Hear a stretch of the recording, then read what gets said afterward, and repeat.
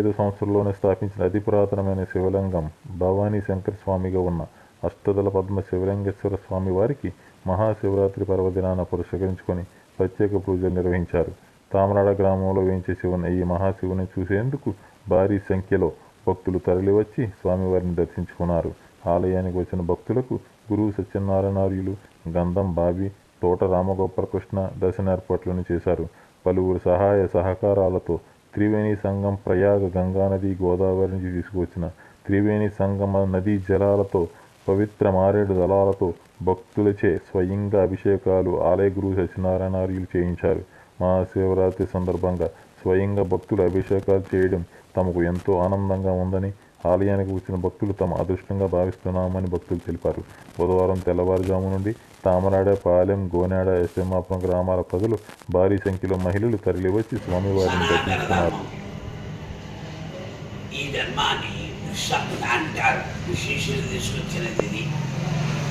ఈ సంపద మా గురుదేవుల కోసం ఎర్రనాథులు వారు 1943లో స్థాపించారు. దీన్ని 43లో దాన్ని ఆ విధంగానే లాక్కొచ్చారు. ఆయన 1993లో పరంపర పొందారు. నడుపుతూ కూర్చుండా నాకు కూడా 83 వచ్చేసాయి. ఇప్పటికి ఇంకా నాకు కూడా వయసు అయిపోయిందని ఈ యొక్క నాగకృష్ణకి ఆ పండుగారికి కూడా వారికి అప్పు చెప్పాం. ఇక నా భావి గారు కూడా దీన్ని నాయన మీరు చూసుకోండి, దీని లక్ష్యాలను చూసుకోండి అని చెప్పేసి మీరు చెప్పలేదు. అయింది మాకు నేను ఏంటంటే గవర్నమెంట్ వారిని ఏమీ లేదు, నాకేదో పింఛన్ వస్తుంది. ఆ పింఛన్ నేను జీవోపాధం జరుగుతున్నాం. దీని విరాళాలు కానీ ఆదాయాలు కానీ ఏమీ లేవు. రామయ్యగా ఉన్నాడు గురుదేవుడు. ఈ విధంగా జరుగుతుంది నాయన. 43లో ఇది తీసుకున్నారు. 53లో లింగ ప్రతిష్టాపన అయింది. అక్కడ ఆ 53లో లింగ పంచాగ్ని హోమం చేసి కాశీని తీసుకొచ్చారు ఈ అష్టదళలింగం.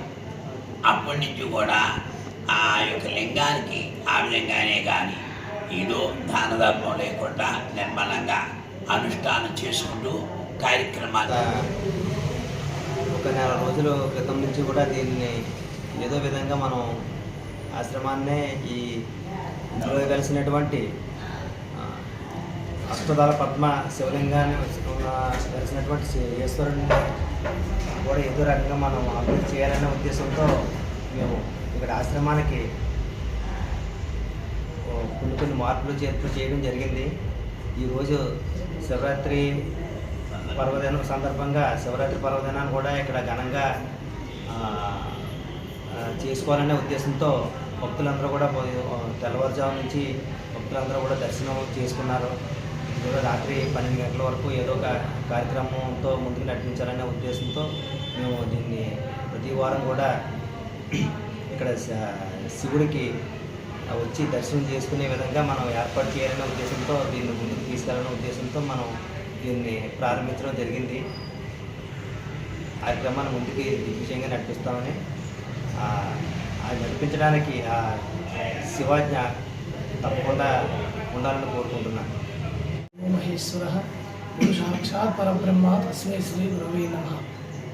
ఈ ఆశ్రమాన్ని మా తాతయ్య గారు అంటే కొసను వీరనార్యులు స్థాపించారు. అలాగే ఆయన శిష్యుడైన సదానంద పద్మనాభ సత్యనారాయణార్యులు గారు మా గురువు గారి దగ్గర శిష్యుని నేను. అయితే ఇక్కడ ఏంటంటే అండి, ఆశ్రమం అనే మాట తప్ప ఆశ్రమం అంటే ఆధ్యాత్మిక తత్వాన్నే ఇక్కడ బోధించడం ఎక్కువగా జరుగుతుంది.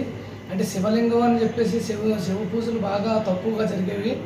అయితే ఈ ఆశ్రమం అనకంటే ఈ బోధలు చెప్పుకోవడం అంటే భక్తి జ్ఞాన వైరాగ్యాలకి దాటే ఈ యొక్క ఆధ్యాత్మిక బోధ జరుగుతూ ఉంటుంది.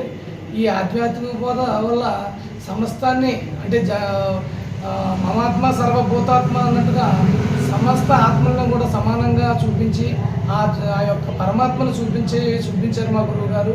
ఆ పరమాత్మ ఏందే మేము లీనమై ఉన్నాము.